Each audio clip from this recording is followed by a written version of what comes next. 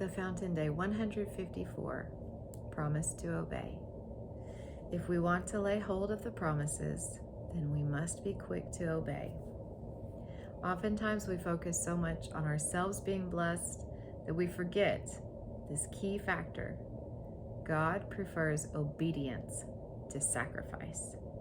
And Samuel said, "Has the Lord as great a delight in burnt offerings and sacrifices as in obeying the voice of the Lord? Behold, to obey is better than sacrifice, and to listen than the fat of rams." 1 Samuel 15, verse 22. We obey first out of love, and second to be blessed. There's nothing wrong with that. Lord, you are mine. I promise to obey your words. With all my heart, I want your blessings. Be merciful as you promised. I pondered the direction of my life, and I turned to follow your laws. I will hurry without delay to obey your commands. Psalm 119, 57 through 60. When we are in love with Jesus, we will rush to obey him. Obedience is a product of love. Blessing is the reward.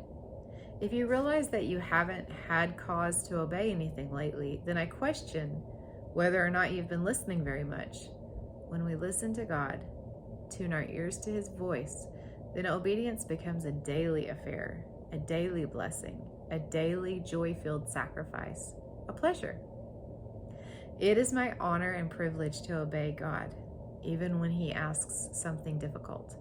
No matter how difficult, the risk of having any separation from him is far too great a sorrow for my heart to disobey. I love him so much. I love him too much to disobey. I can't stand the thought of being apart from him. So I promise to obey. And as I do, I lay hold of his promises over my life. I long to leave a lineage of obedience when I die.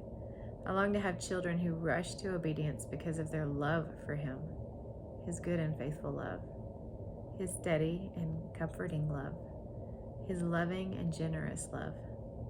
When we have our hearts truly turned to Jesus, then obedience is like breathing. Let's read the rest of this section of Psalm 119.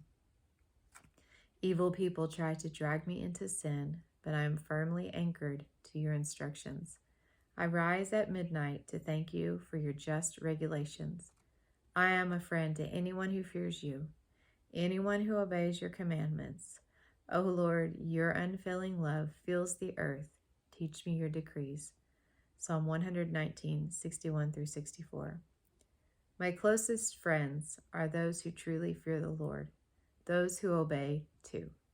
It's good to have friends of all kinds, but it's important that our inner circle be those who are equally smitten with the Father.